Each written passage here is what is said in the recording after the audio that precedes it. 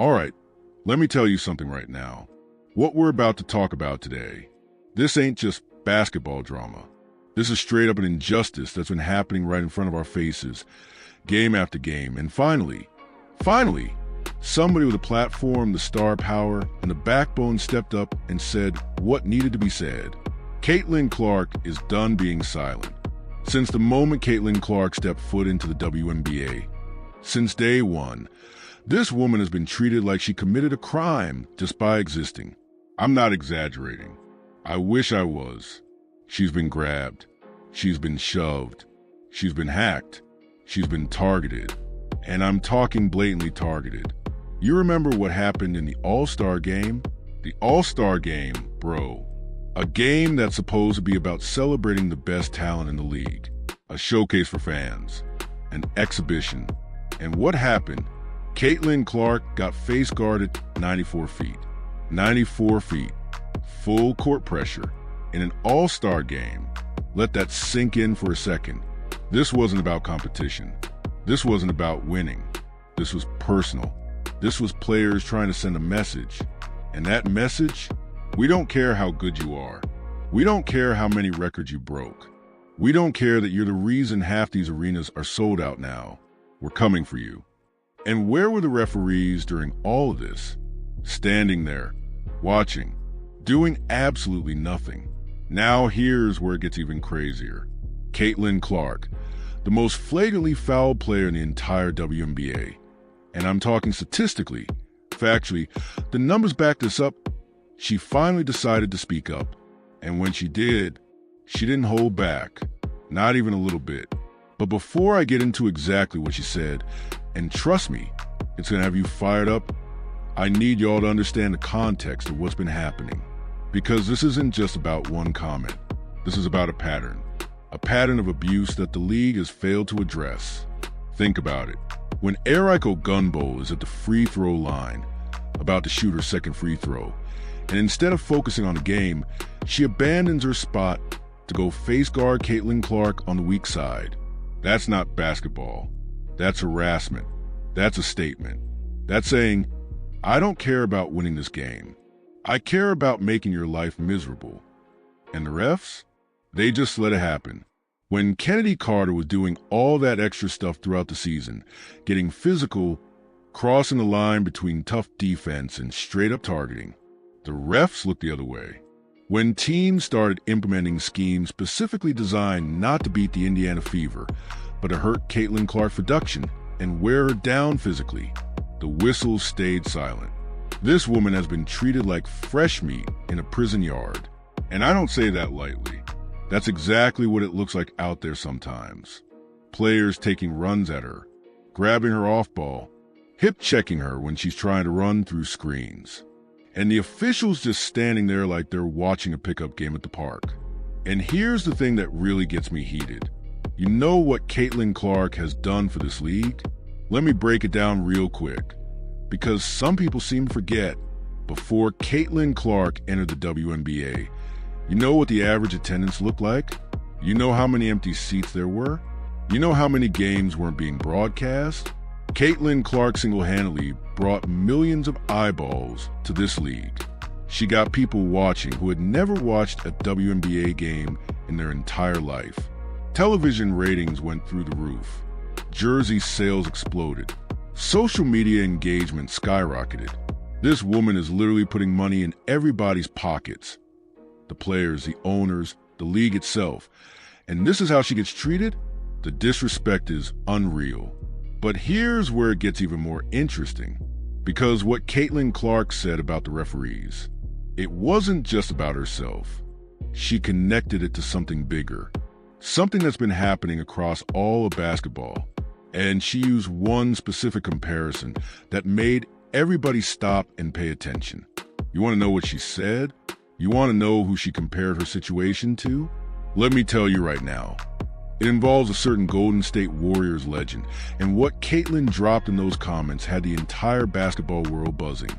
But before I get into that, I need y'all to understand something about why this comparison is so perfect. And why it proves that what's happening to Caitlin Clark isn't unique to her. It's a systemic problem across the sport. Stay locked in, because this is about to get real. All right, so here's where things get really interesting. Y'all remember Steph Curry, right? Of course you do. The greatest shooter to ever live. The man who literally changed basketball forever. Three-point revolution? That's Steph. Shooting from the logo? Steph made that normal. The way the entire NBA plays today, spacing, movement, long-range shooting. That's because of what Stephen Curry did to this game. Well, guess what? Caitlin Clark has been doing the same thing to the WNBA. And just like Steph changed how teams defend in the NBA, Caitlin has forced WNBA teams to completely rethink their defensive strategies. She's pulling up from 30 feet. She's hitting shots that nobody in women's basketball history has even attempted. She's got defenders picking her up at half court, sometimes before she even crosses half court, because they're terrified of what happens if she gets comfortable. The comparisons between these two, they're not just casual observations. They're legitimate. The deep shooting, the creativity with the ball, the confidence, the way they both make their teammates better just by existing on the court because defenses are so focused on them. It's uncanny. And Caitlin herself has acknowledged this connection. After a game against the Golden State Valkyries last season, Caitlin said, and I'm quoting her directly here, "I grew up watching Steph play. He's one of the greatest basketball players of all time. What he's been able to do in his career, he's changed basketball. It's cool to be here. He's somebody I idolize." That's not just respect. That's recognition of a blueprint. Caitlin studied what Steph did and applied it to her own game. And now she's experiencing the exact same problem Steph has dealt with throughout his career. So here's what happened. This past Sunday, Steph Curry played against the Charlotte Hornets. And the way they were defending him, it was ugly. I'm talking constant grabbing, holding his jersey when he tried to move off ball, face guarding him 25 feet from the basket. Physical contact that had nothing to do with actual basketball defense. It was the same playbook teams have been using against Caitlin Clark. The exact same playbook. After the game, NBC Sports Bay Area posted a video on TikTok showing Curry addressing the physical coverage. And that video went viral. People were commenting, reacting, sharing their opinions. The basketball world was buzzing. And then Caitlin Clark entered the chat. She hopped in those comments and dropped something that made everybody's head spin. You want to know what she said? Here it is, word for word. "We want to see Steph making 12 threes a game. Stop grabbing him, please." Now, on the surface, that might seem like just a supportive comment from one player to another. But let me break down what's really going on here, because there are layers to this. First of all, Caitlin Clark knows that feeling. She's not just speaking as a fan of Steph Curry. She's speaking as someone who goes through the same thing every single night she steps on that court. When she says stop grabbing him, she might as well be talking about herself. Second, this is Caitlin Clark using her platform to shine a light on a problem that affects elite shooters across all of basketball. She's saying this isn't just about me. She's saying this is happening everywhere, at every level, and it needs to stop. And third, and this is the part that really gets me, she's calling out the referees without directly calling out the referees. You feel me? She's being smart about it. By talking about what's happening to Steph, she's drawing attention to what's happening to her. It's a chess move. But here's where I need to keep it real with y'all. As bad as Steph Curry gets in the NBA, Caitlin Clark gets it 10 times worse in the WNBA. And I'm not saying that to diminish what Steph deals with. He absolutely gets fouled off ball more than a ref's call. He gets grabbed. He gets held. It's frustrating to watch. But at least in the NBA, there's some level of officiating accountability. At least some of those fouls get called. In the WNBA, it's like the referees are watching a completely different game.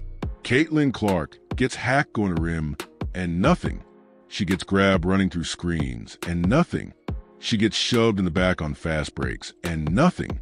It's like there's an unwritten rule that anything goes when you're defending Caitlin Clark. And you want to know what makes this even more ridiculous?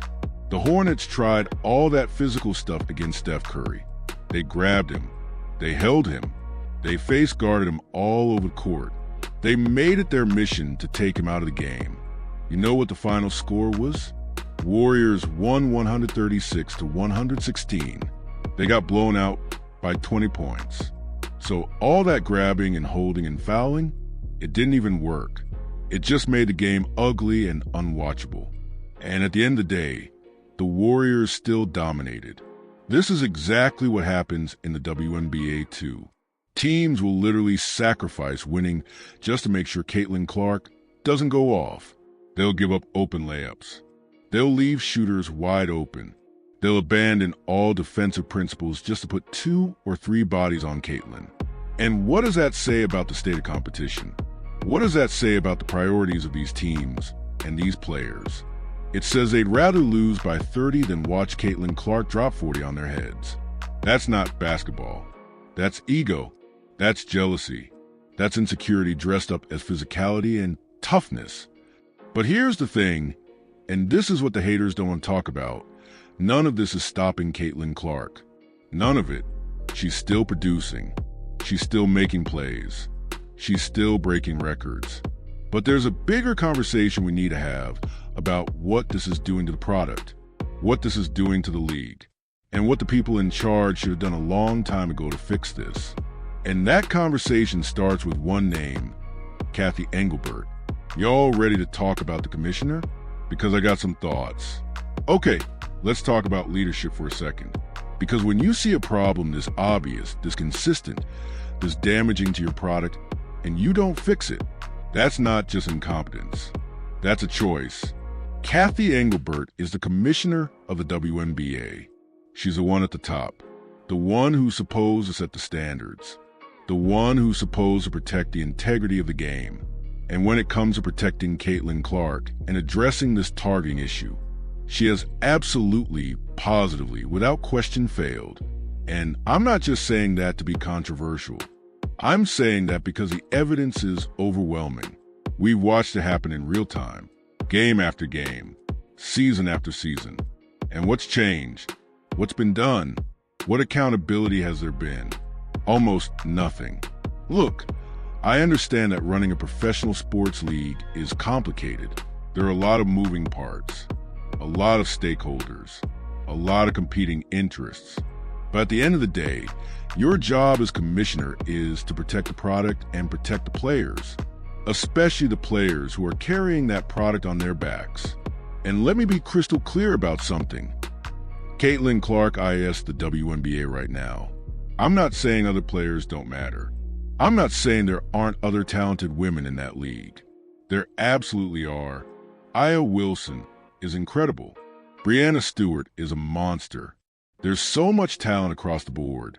But when we talk about cultural impact, when we talk about mainstream attention, when we talk about bringing in new fans and new money and new opportunities for everyone in the league, Caitlin Clark is the engine driving that train. And instead of protecting that engine, the league has allowed it to get beaten up night after night. Where was Cathy Engelbert when Caitlin was getting flagrantly fouled multiple times per game? Where was the statement from the league office? Where were the fines? Where were the suspensions? Where was the message that said this behavior is unacceptable and we will not tolerate it? Crickets. Where was Cathy Engelbert when players were openly talking about wanting to welcome Caitlin to the league with physicality? When veterans were making it clear that they were going to target her specifically? When the culture of the league was turning toxic and hostile towards biggest star? More crickets. And here's what really bothers me. The WNBA had an opportunity here, a golden opportunity. They had a chance to capitalize on the Caitlin Clark phenomenon in a way that could have elevated the entire league to new heights. More sponsors, better TV deals, bigger arenas, higher salaries for all players. Instead, they let jealousy and pettiness run wild. They let the targeting continue. They let the refs swallow their whistles. And in doing so, they sent a message to casual fans, the new fan that Caitlin brought in, that this league doesn't protect its stars. You think those fans are coming back? You think they're going to stick around when they see their favorite player getting mugged every possession while the referees stand there doing nothing? Some will, but a lot won't. And that's revenue walking out the door. That's growth being stunted. That's opportunities being missed. All because the commissioner refused to do her job. Now, I know some people will say, well, basketball is a physical sport. Players need to be tough. Caitlin needs to handle pressure. And to those people, I say, y'all are missing the point entirely. Nobody is saying Caitlin can't handle physicality. She's been dealing with this her entire career. In high school, in college, in the WNBA. She knows what's coming. She's built for it. But there's a difference between legal physical play and illegal targeting. There's a difference between tough defense and intentional fouling. There's a difference between competing hard and trying to injure someone. And the referees are supposed to know that difference. They're supposed to call the game fairly. They're supposed to protect players from excessive contact. But when it comes to Caitlin Clark, they seem to forget all of that. And that brings me to another point that needs to be addressed. Because it's not just about the refs making mistakes in the moment. It's about a pattern that's too consistent to be coincidental. When the same player gets fouled the same way, game after game, and those fouls don't get called game after game, you have to start asking questions. Is this intentional? Are referees being told to let things go against Caitlin? Is there some kind of unspoken agreement that she doesn't get the same protection as other players? I don't know the answers to those questions, but I do know that the optics are terrible. And when you're running a league, optics matter, perception matters, because fans see what's happening and fans talk. And right now, fans are angry. Go look at social media after any Fever game. Go look at the comments.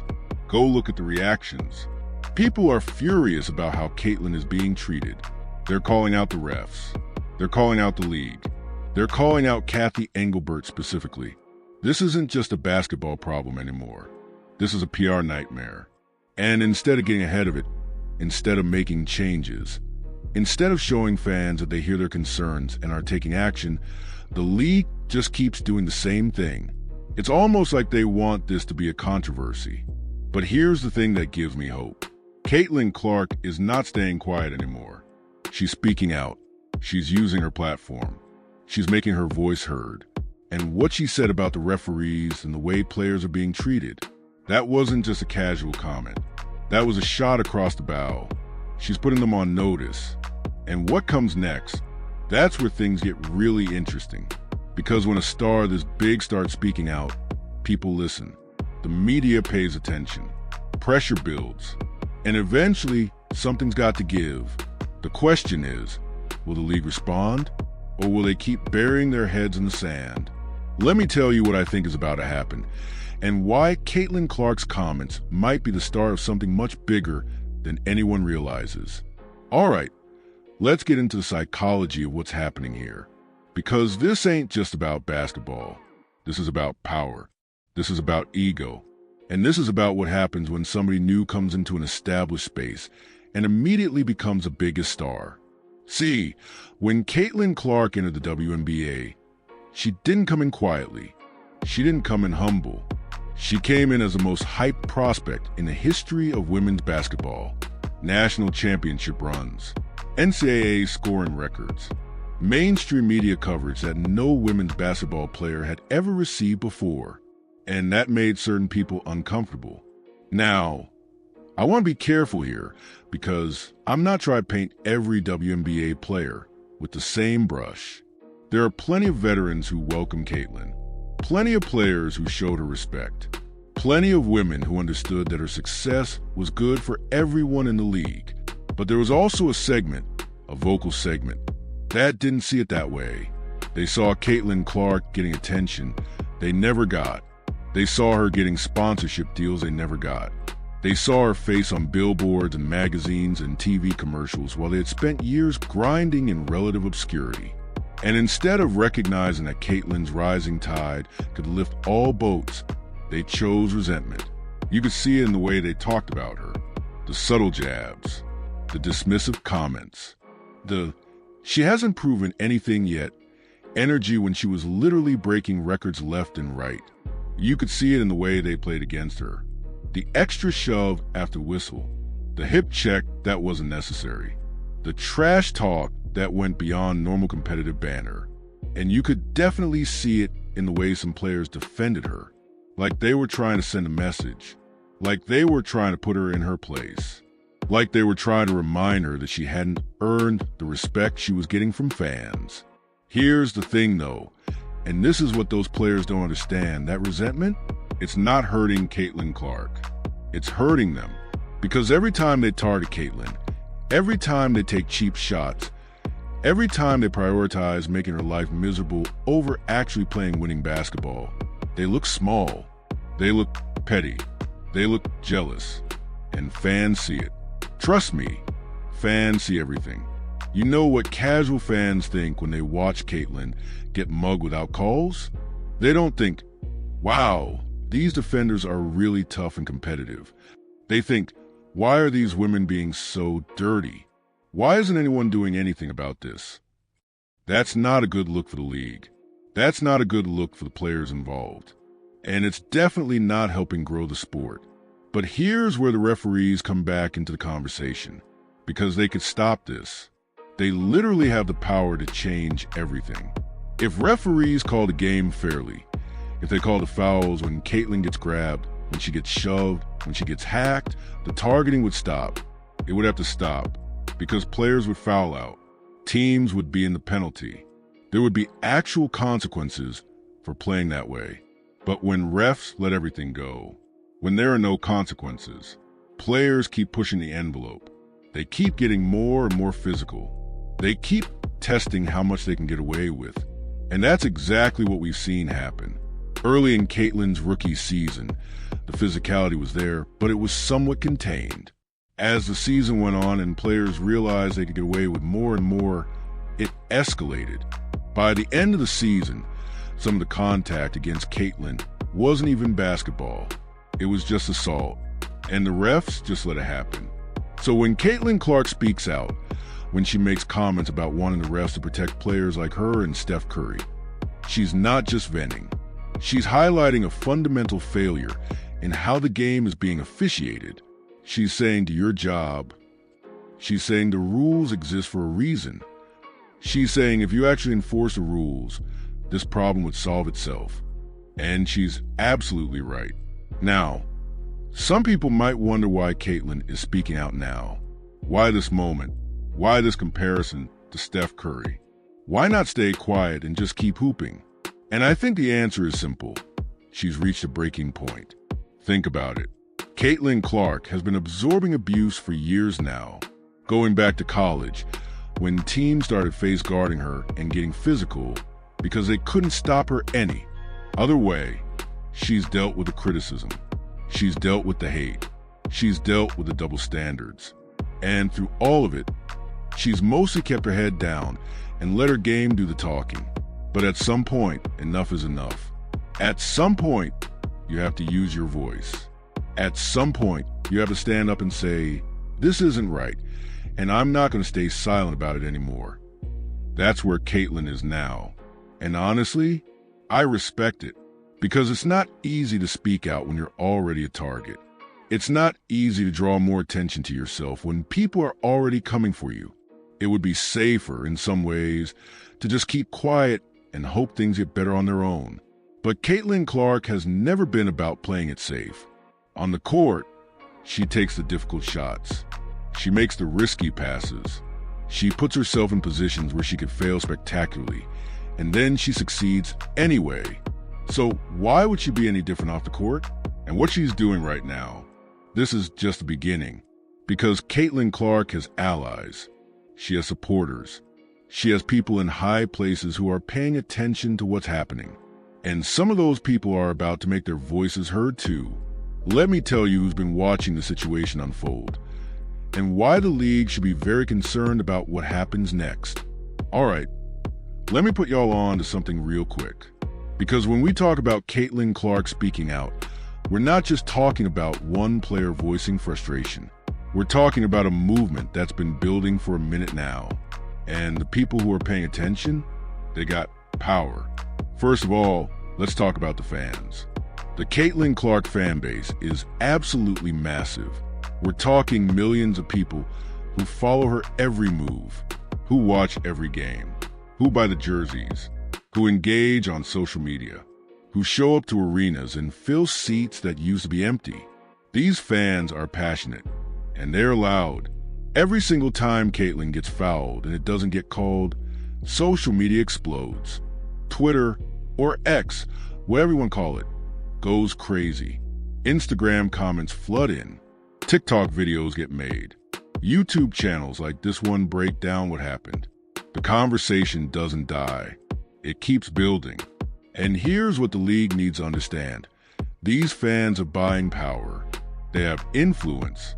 They have the ability to put pressure on sponsors, on networks, on anyone who's financially connected to the WNBA.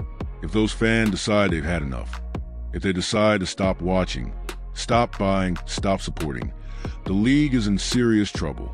Now, you might think, oh, that would never happen. Fans are too loyal. They'll keep watching no matter what. And maybe that's true for the diehards. The people who have been following women's basketball for years. The people who were watching before Caitlin came along. But what about the new fans? What about the casual viewers who tune in specifically to watch Caitlin Clark? What about the people who are still deciding whether or not they want to invest their time and energy into this league? Those fans can leave just as easily as they came. And if they feel like the league is allowing their favorite player to get abused, if they feel like the product is unwatchable because of bad officiating, they're gone. The WNBA cannot afford to lose those fans. Not right now. Not when they're finally getting the attention they've been fighting for. But it's not just fans who are watching. The media is paying attention too. Think about how much coverage this story has gotten. Major sports networks talking about Caitlin Clark and the officiating problem. Articles being written. Podcasts discussing it. Former players weighing in with their opinions. This isn't a niche story anymore. This is mainstream sports news. And when the media picks up a narrative, it's hard to shake. It follows you. It becomes part of your identity.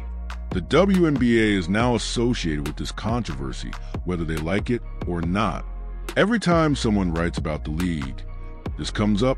Every time someone talks about Caitlin Clark, this comes up. Every time someone debates whether the WNBA is worth watching, this comes up. That's not good for business. That's not good for growth. That's not good for anything the league is trying to accomplish. But wait, there's another group that's really paying attention. And this is where things get serious. The sponsors. You know who's investing big money into the WNBA right now? Major corporations. Brands that want to align themselves with women's sports. Companies that see the growth potential and want to get in early.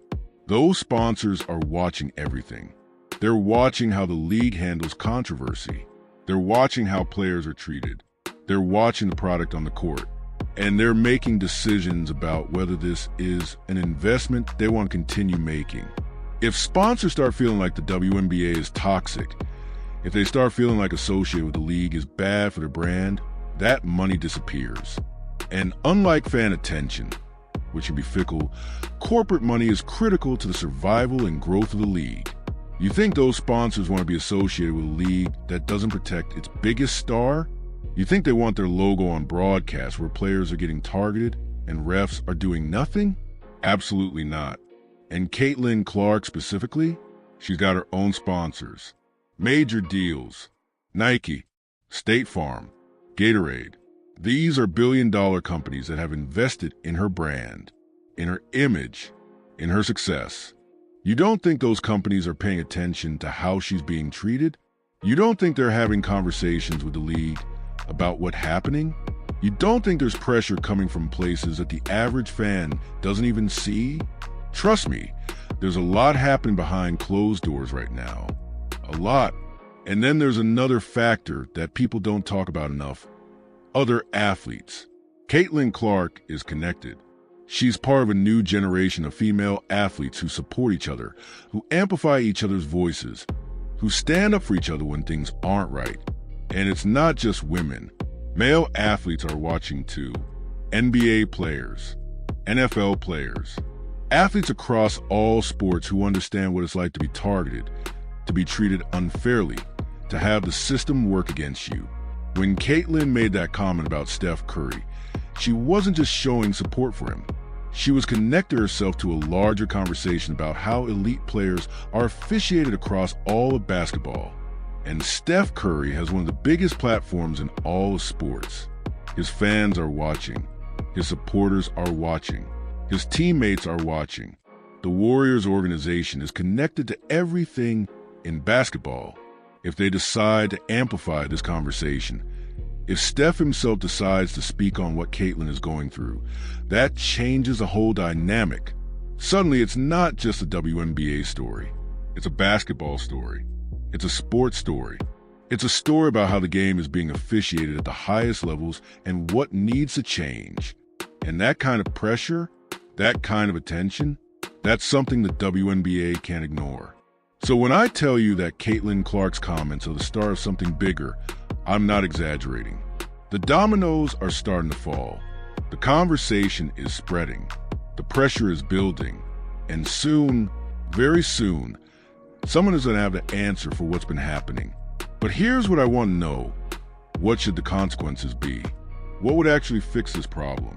And is the league even capable of making the changes that need to be made? Let me break down exactly what needs to happen and why I'm not sure ever will.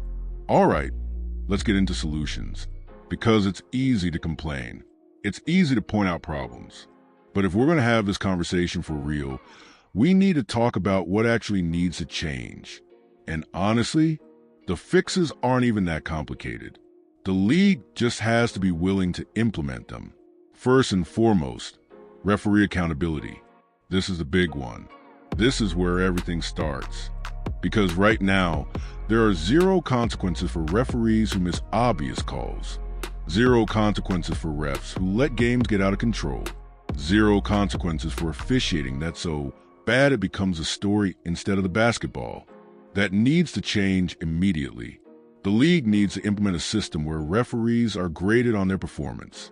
Not just internally, where nobody sees the results, but publicly. Fans should know which refs are doing a good job and which ones are struggling. Transparency creates accountability. And when refs consistently underperform, when they miss call after call after call, there need to be consequences. Fewer assignments, demotions, suspensions if necessary. You can't just keep putting the same people out there making the same mistakes with no repercussions. In the NBA, there's at least some level of referee accountability.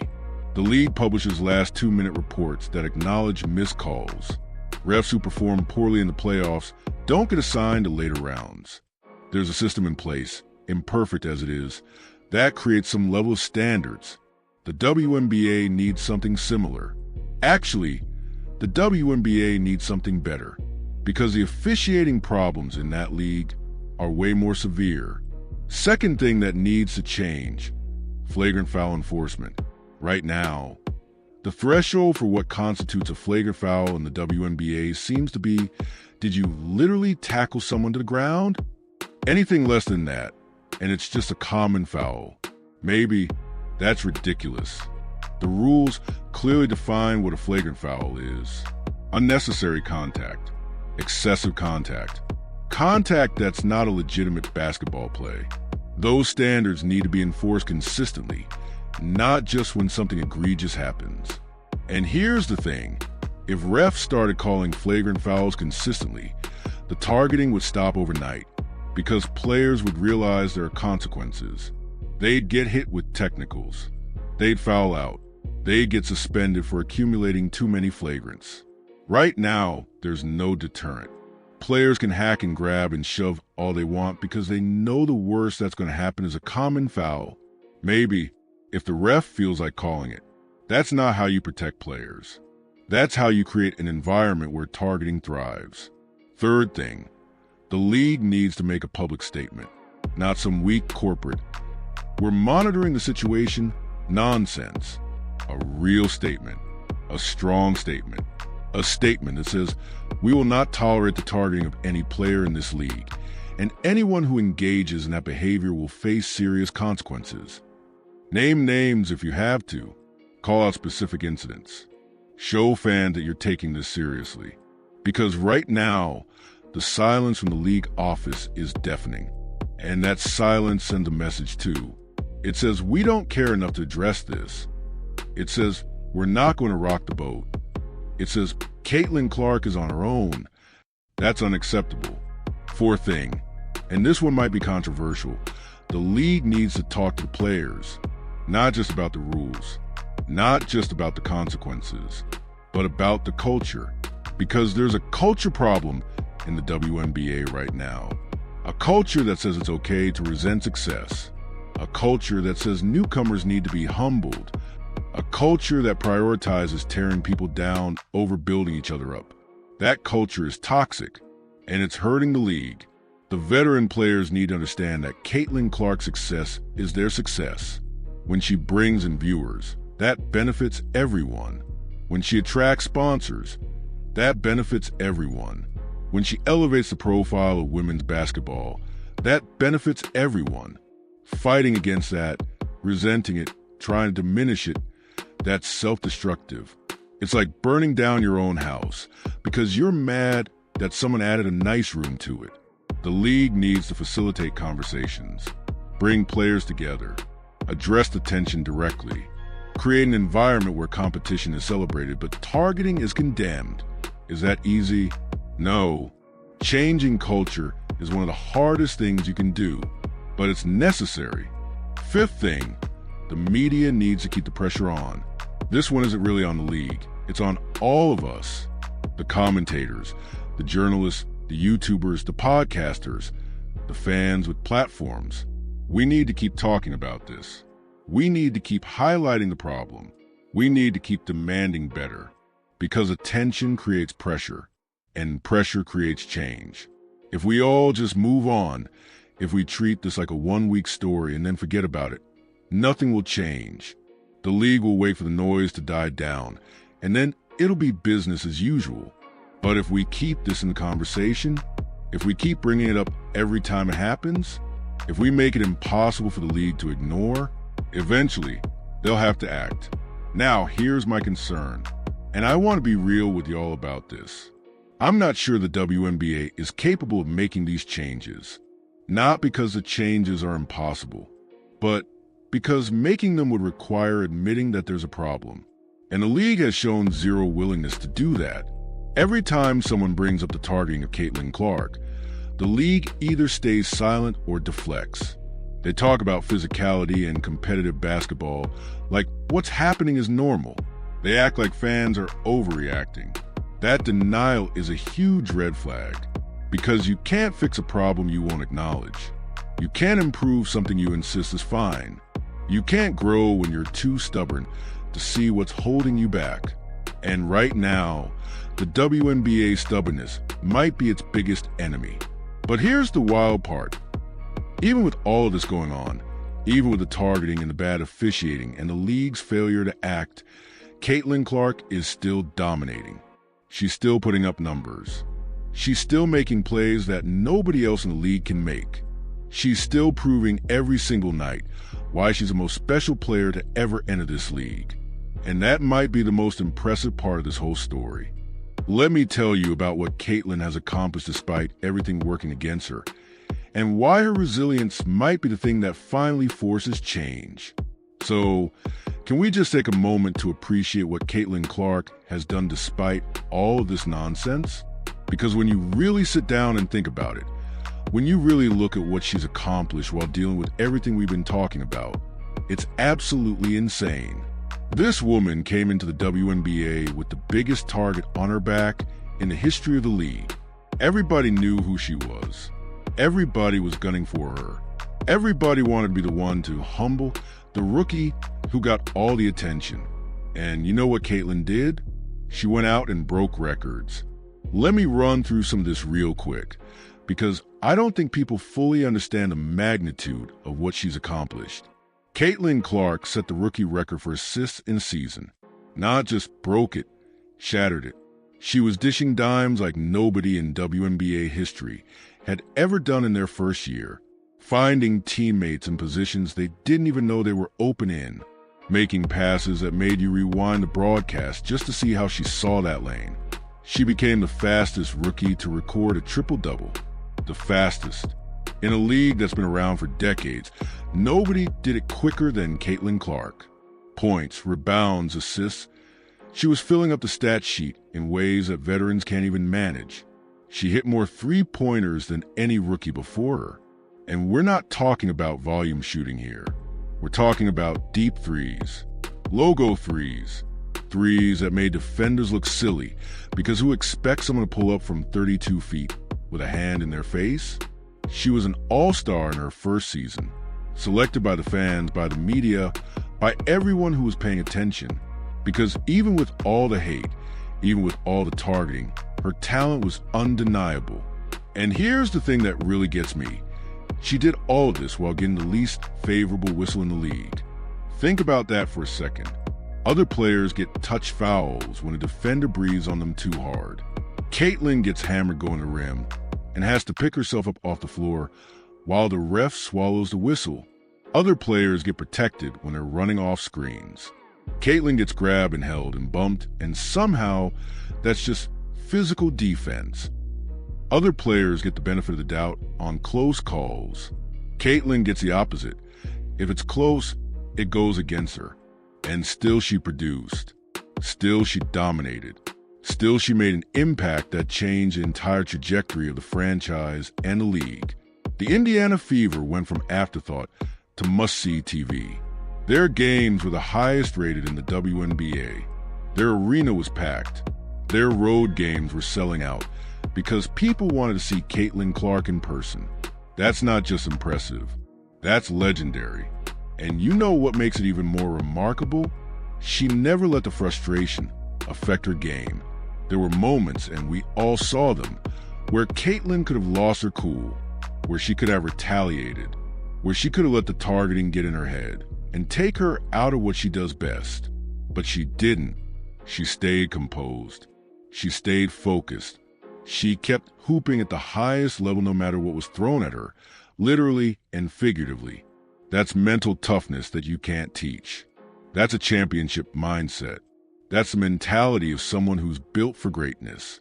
And here's a comparison I want to make because I think it's important. Remember when LeBron James first came into the NBA? Remember how physical teams got with him? Remember how he had to deal with constant double teams, hard fouls, and veterans try and prove a point against the young king? LeBron absorbed all of that and became the greatest player of his generation. Maybe the greatest ever, depending on who you ask. Remember when Steph Curry started changing the game with his shooting? Remember how teams tried to rough him up?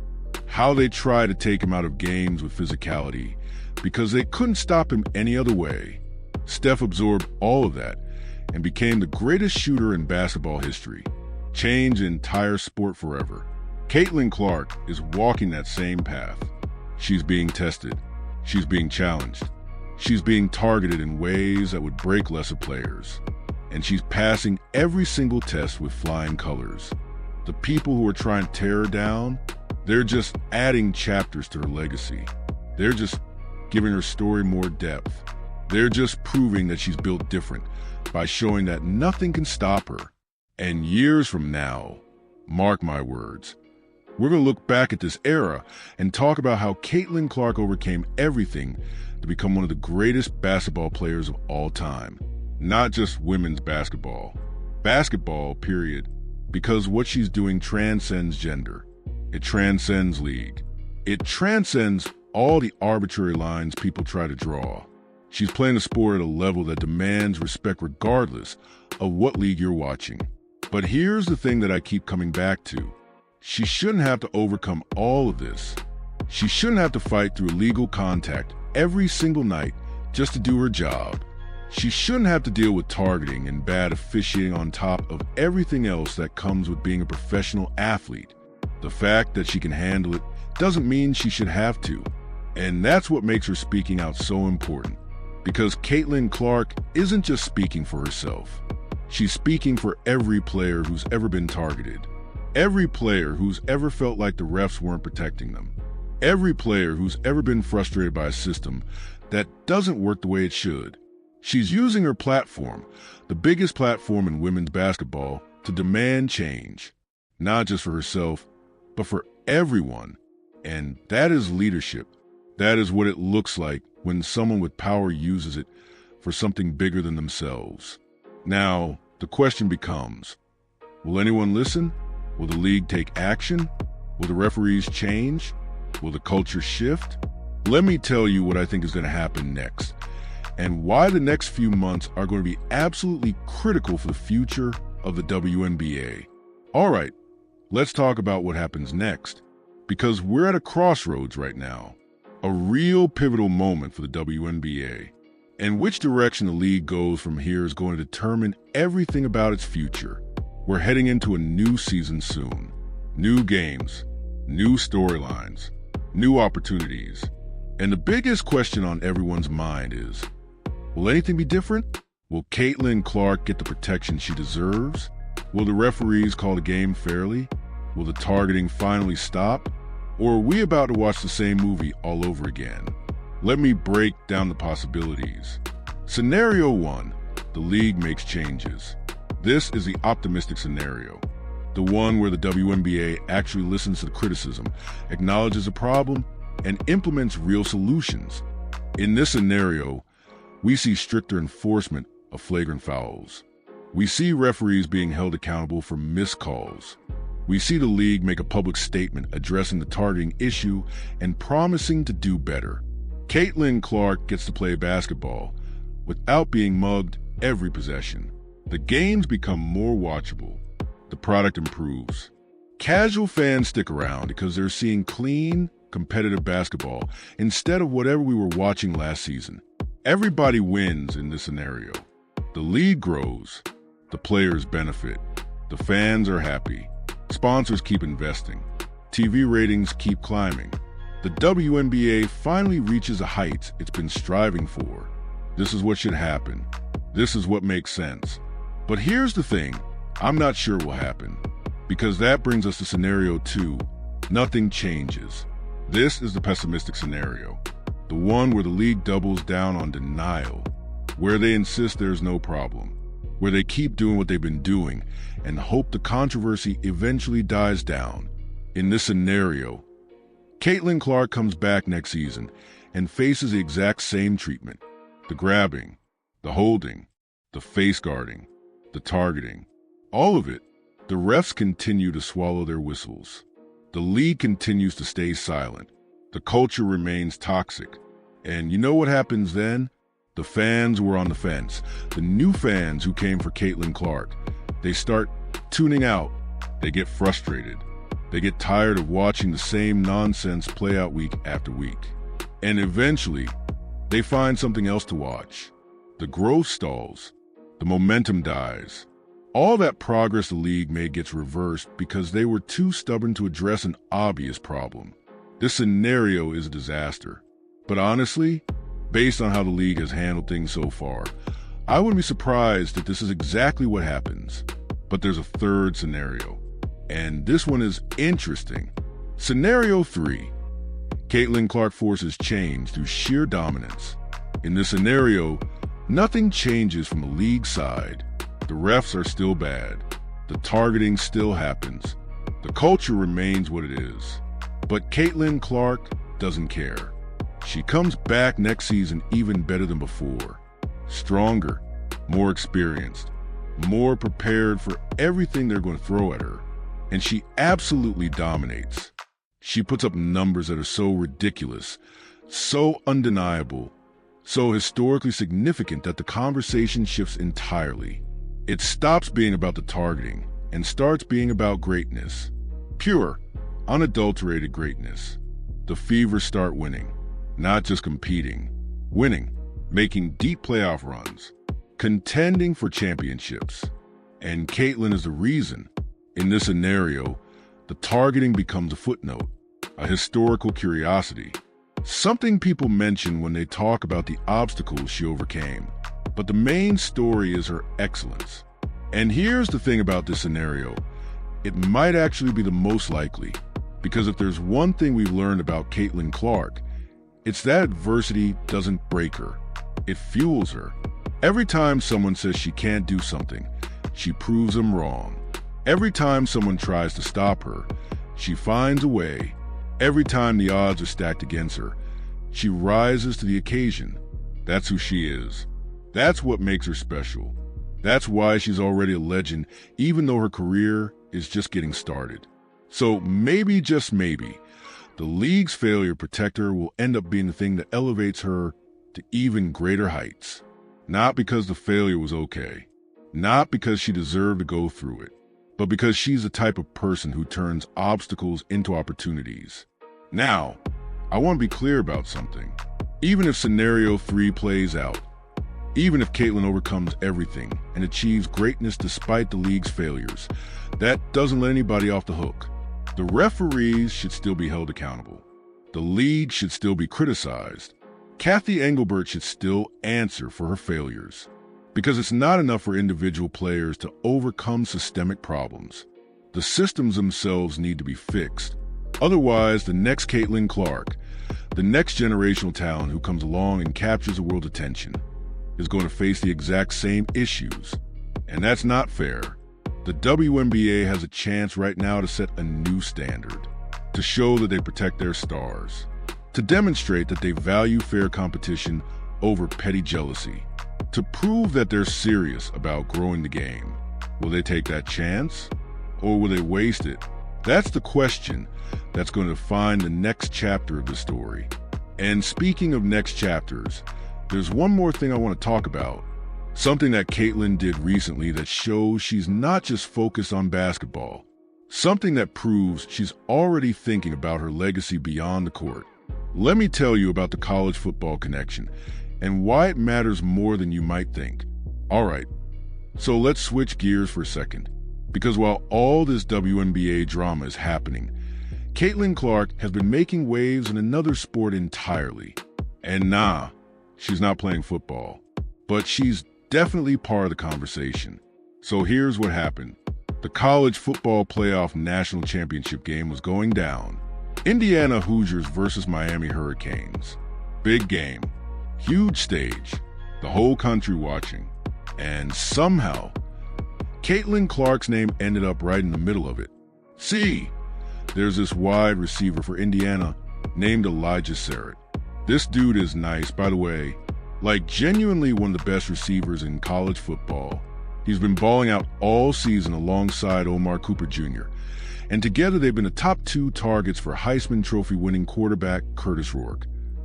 Fernando Mendoza, my bad, heading into that championship game. Sarrett put up ridiculous numbers. 62 receptions, 820 yards, 15 touchdowns.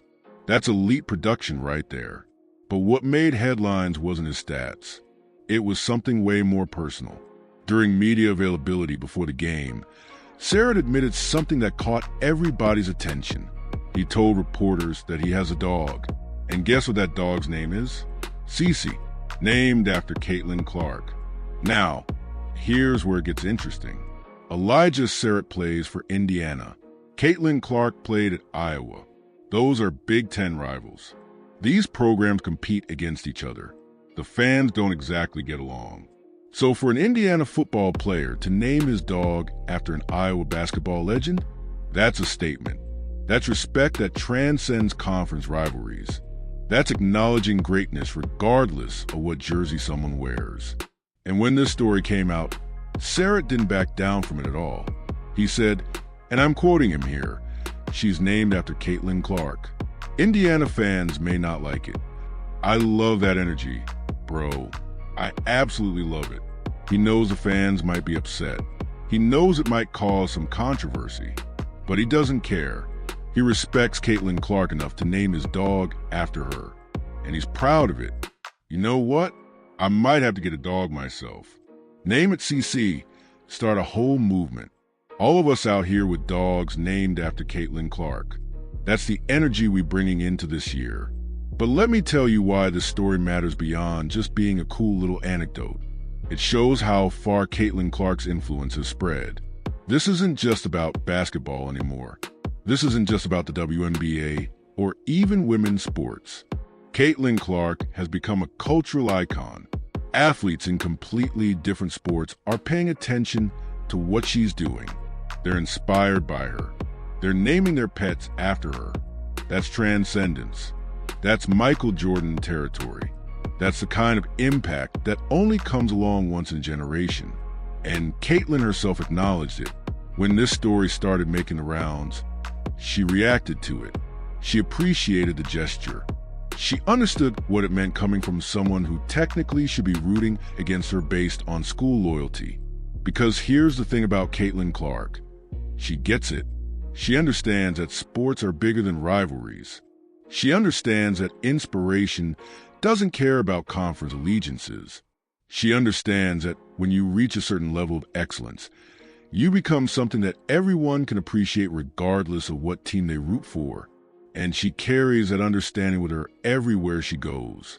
When she's commenting on Steph Curry's situation, she's not just thinking about herself. She's thinking about the broader issues affecting basketball. When she's engaging with fans from other sports, she's not being territorial. She's building bridges. When she's using her platform to speak out, she's not just venting.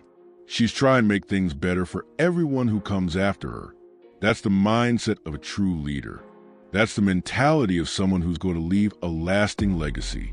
And it's why I believe, regardless of what the WNBA does or doesn't do, Caitlin Clark is going to be just fine. She's got the talent. She's got the platform. She's got the support of millions of fans. She's got the respect of athletes across all sports. She's got everything she needs to keep rising, keep dominating, keep changing the game. The only question is whether the institutions around her are going to help or hinder that journey. Now look, I've been talking for a minute. We've covered a lot of ground in this video. The targeting, the refs, the league's failures, Caitlin's resilience, her impact beyond basketball, all of it. But before I wrap this up, I want to bring it back to where we started. I want to talk about what Caitlin Clark's comments really mean, not just for her, not just for the WNBA, but for all of us who love this game and want to see it played the right way. Because at the end of the day, this isn't just about one player or one league. This is about the soul of basketball itself. And what happens next is going to tell us a lot about where that soul is headed. Let me break it down one final time and leave y'all with something to think about. All right, we made it. Final part. Let's bring this whole thing home. When Caitlin Clark hopped in those comments and said, "We want to see Steph making 12 threes a game. Stop grabbing him, please." That wasn't just a casual remark from a fan. That was a statement. That was a declaration. That was someone who's been to the fire speaking truth about what's wrong with how this game is being officiated. And here's what I need y'all to understand. This is about more than Caitlin Clark. This is about more than Steph Curry. This is about the future of basketball. Because what's happening right now, the grabbing, the holding, the face guarding, the targeting, the refs refusing to call fouls, it's not just affecting individual players. It's affecting the game. Think about it.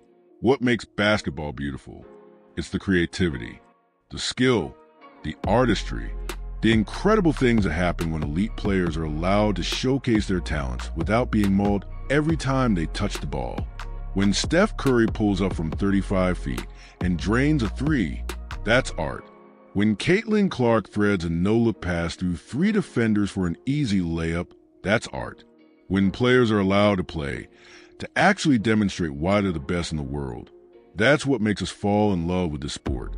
But when refs let defenders grab and hold and foul without consequences, when they let physicality cross the line into assault, when they prioritize letting them play over actually enforcing the rules, that art gets destroyed.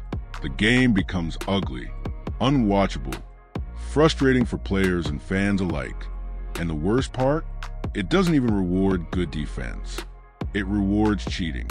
Because that's what this is. Let's call it what it is. When you grab someone's jersey to stop them from getting open, that's cheating. When you hold someone's arm while they're trying to run through a screen, that's cheating. When you shove someone in the back because you can't stay in front of them, that's cheating. The rules say those things are fouls. The rules say defenders aren't allowed to do that. And when referees refuse to enforce those rules, they're enabling cheating. That's not competition. That's corruption. And Caitlin Clark is absolutely right to call it out. She's right to demand better.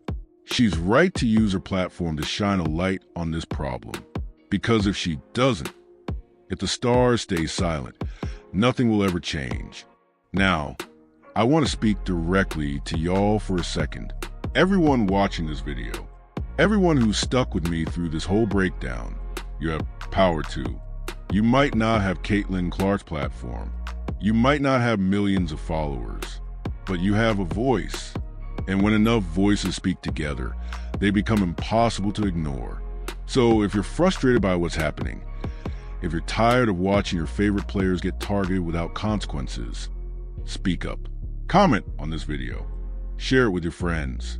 Post about it on social media. Let the league know that fans are paying attention, that fans care about this issue, that fans demand better. Because at the end of the day, sports leagues exist for fans. Without us, there are no TV ratings. Without us, there are no ticket sales. Without us, there are no sponsors. Without us, there is no WNBA. We have leverage. We just have to use it. And I genuinely believe that if enough of us make noise, change will come. Maybe not today, maybe not tomorrow, but eventually. Because truth has a way of winning out. Justice has a way of prevailing. And when someone as talented, as influential, as beloved as Caitlin Clark is leading the charge, momentum is on our side. So here's what I want y'all to do. First, drop a comment letting me know your thoughts. What do you think about everything we discussed? Do you agree with Caitlin? Do you think the league will change? What would you do if you were in charge? I want to hear all of it. Second, if you're not already subscribed, go ahead and hit that button. We cover stories like this all the time. The real stories, the ones that matter, the ones that other channels are afraid to talk about. You don't want to miss what's coming next. Third, share this video. Send it to your friends. Post it in your group chats. Get the conversation going. Because the more people who see this, the more pressure builds on the league to do the right thing. And finally, keep supporting Caitlin Clark. Watch her games. Buy her jersey. Engage with her content.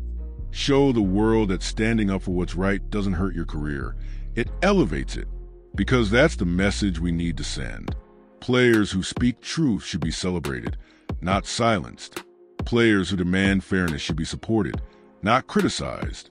Players who have the courage to challenge the system should be lifted up, not torn down. Caitlin Clark is doing something special here, not just with her basketball, although that's special too, but with her leadership, with her voice, with her willingness to use her platform for something bigger than herself.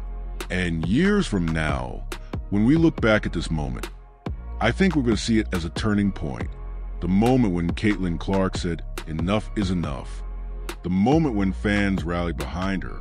The moment when the pressure became too much to ignore. The moment when things finally started to change. We're living through history right now, y'all. We're watching a generational talent navigate challenges that would break most people and come out stronger on the other side. It's a privilege to witness it. And I, for one, am going to keep documenting every step of the journey. All right, that's all I got for today. Thank you for watching. Thank you for listening. Thank you for being part of this community. This is your boy signing off. Stay blessed, stay informed, and I'll catch y'all in the next one. Peace.